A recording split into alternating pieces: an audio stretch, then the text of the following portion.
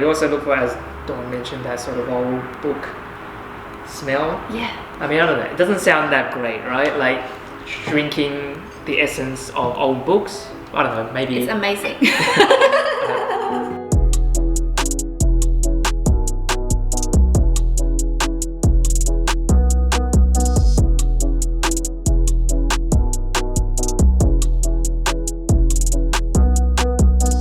Hi guys. Hi guys. It's Matt and Dawn from T-Angle, and today is part 2 of our videos on Pu'er tea.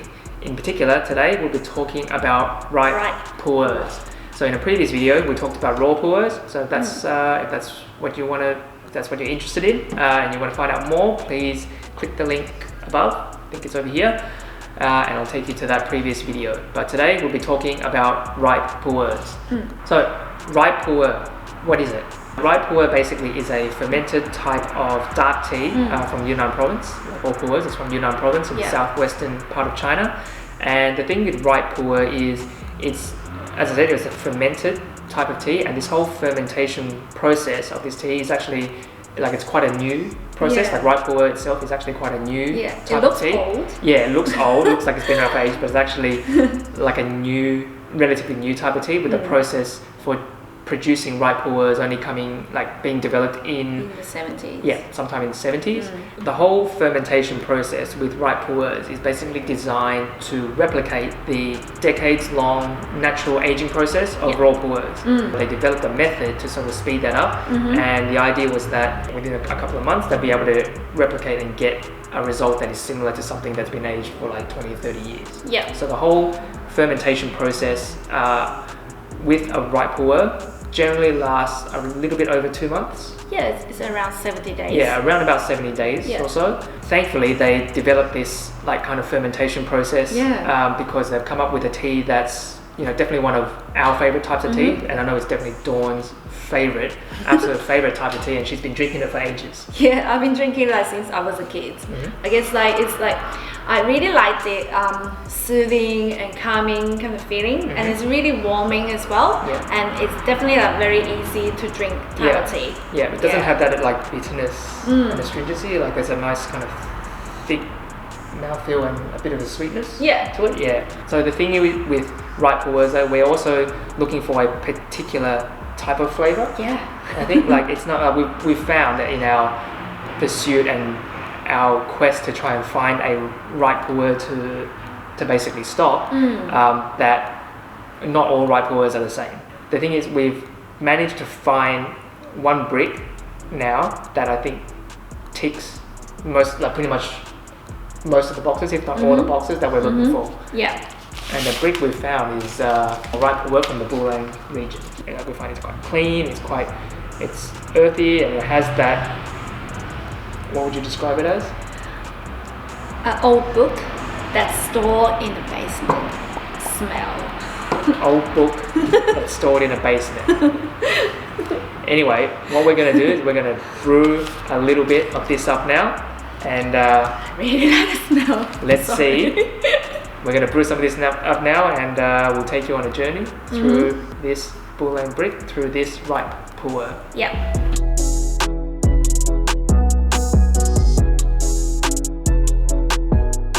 We infuse it for a little bit longer. So this is after, so the first infusion after the rinse, and look at that, that is instantly like twice as dark. I think the leaves have expanded up a little bit, and now they're starting to release a little bit more of the color. The tea color. Look at that. Look at that. Now you would think with tea color like that, it's going to be a really strong, really kind of bitter sort of tea, but it's not. It's dark, but it's clear. Right. All right. Let's give our first infusion a taste. Cheers. Cheers.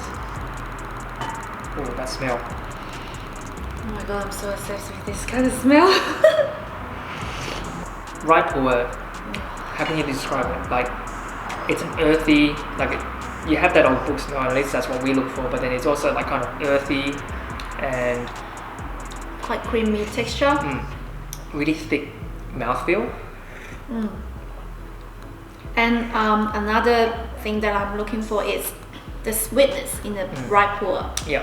I'm really looking for that sweetness. I can't find this kind of sweetness in a lot of like the newer kind of ripe pu'er. Yeah. But yeah, we also look for, as Dawn mentioned, that sort of old book smell. Yeah. I mean, I don't know. It doesn't sound that great, right? Like drinking the essence of old books. I don't know. Maybe it's amazing. Then I think we've got plenty more infusions to go on. So let's keep going with this one. Yeah.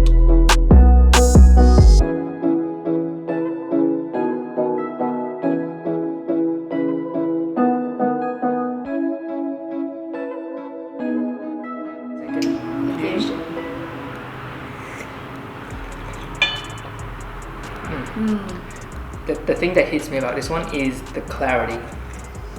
I think, like it does taste clean tasting. It's really quite clean on the palate. Yeah. Some of the ripe pu'ers we've tasted recently, and a lot of the like maybe newer ones, they seem to have a bit of like a murky or muddy kind of flavour.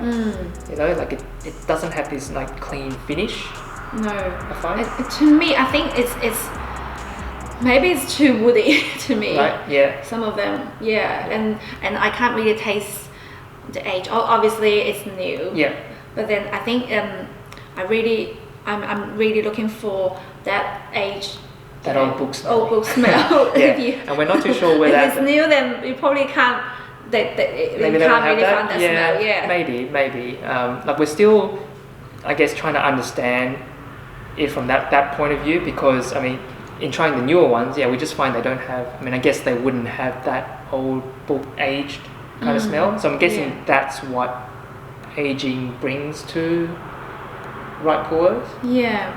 But then I also found that, like, for the last trip, like when I went to China, I also think it's because of the blending of the tea, the blend of the tea, and also the storage of the tea. Maybe we are so used to the flavor that's like designed for the Cantonese people. Yeah, right. So I guess it's a particular blend. That's probably, you know, that makes sense. It's not made in Guangdong or anything. It's still not made produced. in Yunnan. It's still made in Yunnan.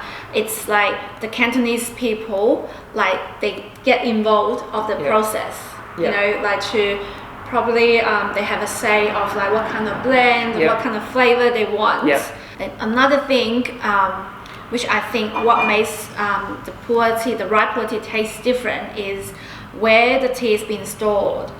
So like this tea, they actually like store in Guangzhou. Right. Yeah. So the storage is actually in the Guangdong storage. Right. Compared to rather than Yunnan storage. Right. So the weather in Guangzhou is very different from the weather in Yunnan. So in Guangzhou, it's really humid and very hot, especially in summer. Like the humidity, it's just like acceptable. Sometimes you can hit to like 80-90%. So that actually like speed up the aging process.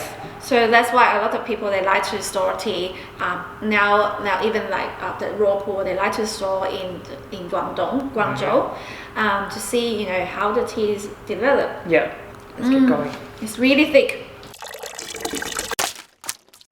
We're finding it quite hard to find, I guess, newer ripe pu'ers, because we're so used to drinking the older ones, aged ones, and that flavor profile that we like so much, that we're not sure that when we're tasting a new one, like, is it fair? I mean, are we supposed to, first of all, or is it fair to even, you know, judge a new ripe pu'er with the criteria from, you know, I guess what we like in the aged ripe pu'er?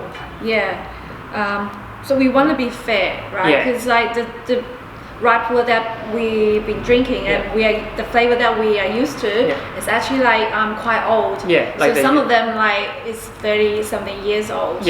Or like this one here is a cake that was pressed in 2014. It's already at least 5 years. But then, at the time of some recording. of the material is from 2010. So it's even longer already. So there's already about 5 years from when this thing was kind of pressed, at least a minimum 5 years from when this was pressed until now. And so, is it fair for us to judge, say, this year's stock against that, you know, a cake that's been aged for at least 5 years. Because a lot of the ripe pu'ers that we've been tasting so far, like aside from the murkiness and the muddiness on some of the ones that we mentioned before, some of them we also find has like this fishy sort of smell, like dried squid or something like that, like this really funky kind of smell. Now, I think that's like quite common in a lot of like ripe pu'er. We found that quite a lot, ripe pu'er. Yeah. Is that fishy smell meant to be there at the beginning? Like, is that a characteristic of younger ripe pu'ers and then it disappears with age, or is it just not meant to be there at all? Well, I mean, that fishy smell is from definitely from the fermentation stage. So after they ferment the tea, they probably are they probably haven't rested tea enough time before they put onto the market. So after finish that, like all those like fermentation process, the tea should be rest for like at least a year or so to sort of like let it like dissipate a bit. Yeah. So basically, like with the fermentation process, what they do is they kind of take raw pu'er leaves, right? Then they pile them. Then they wet them, and then they cover them. And then that act of sort of wetting and covering it, and then what happens with the piles of leaves is that there's like this kind of fermentation process happening. It's very complicated. It's quite process. complicated. So they need to control it very well, control the temperature very well. I'm guessing what happens is if they don't control that process really well, like if there's like pockets of parts of the tea that ferments too much, other parts that aren't fermenting enough, they're not mixing it right, the temperature's not right, I guess the tea goes off. It's either going to taste, maybe this is where the murky flavors come from, maybe too much fishiness. Too much, like ferment too much or ferment too quick. Or ferment too little, or it's because there's this extra step, it requires an extra amount of like monitoring and an extra like another type of skill to be able to sort of, I guess, ferment this properly. Other things saying, like especially with this like kind of fishy smell, that when it needs to rest for at least a year for that to dissipate, and then it'll be fine. So does that mean we shouldn't? Well, does it mean that every time we look for ripe pu'ers, we need to be looking for something that's a year old? At least. Well, I mean, it's not necessarily like how old that cake is. I mean, after they, after the fermentation, before they press into the cake, they should rest the tea, still loose leaf tea. They should like rest the tea for at least a year in the warehouse, in a very good like air circulation warehouse, to let it like settle down. So it's not like rushing to press in the cake and put it on the market. But the fact is, fishy tea is real. The question is, how much should we expect, or should we expect it at all when we're sourcing ripe pu'ers?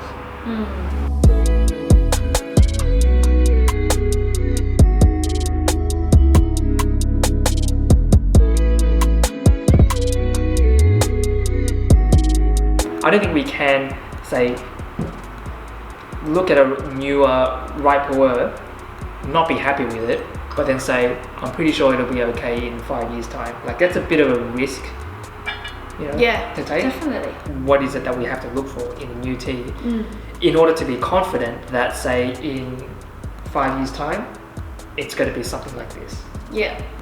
But I mean, what we're drinking now, this flavor, we love, and it's something that the Cantonese people love as well. It's something that really designed for the Cantonese people.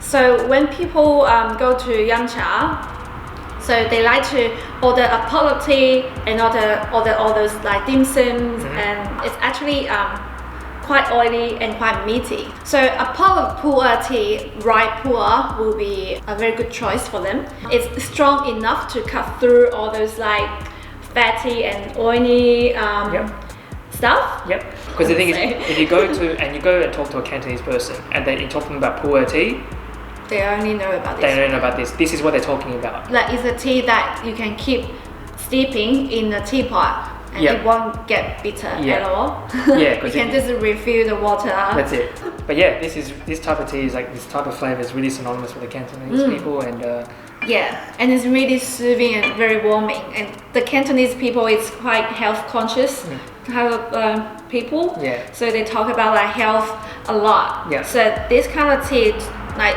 for them, it's really warming. It's really good for their stomach and won't upset their stomach at all. Yeah. That's why they really like this kind of tea. Yeah.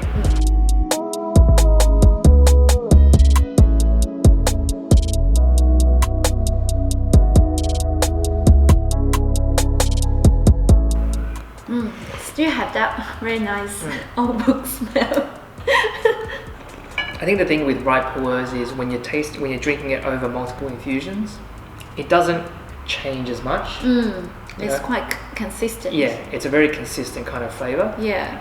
Not necessarily a bad thing because we love this flavor. Yeah. And it just keeps on going. I think. I would say that it's consistent. It's not moody.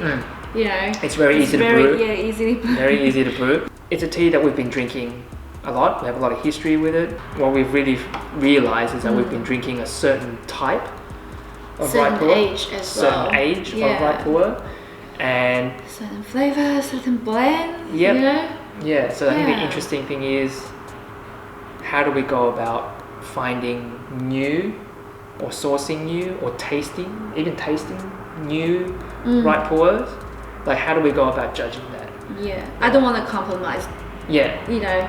It's your favorite type of tea, so you can't compromise. Like, we don't want to compromise. I can't. Yeah. Right? I can't but compromise. Yeah. But I think for me, it's more about how do we understand what a new ripe pu'er is meant to be like, it's meant to taste like. How does that flavor then change 5 years down the track, or like 10 years down? Like, how does that change over time? These are things that we have to learn. Yeah. But it's all, once again, part of this journey. This whole tea journey that we're on. So that's the end of our 2-part Pu'er video series. If you enjoyed this video, please hit that like button and subscribe to our channel if you haven't already. Please don't forget to hit that little bell symbol as well if you want to be notified of any new videos that we post up. We're going to be sitting here and enjoying this ripe pu'er for a little bit longer, but otherwise, we'll see you guys in the next video. Bye. Bye.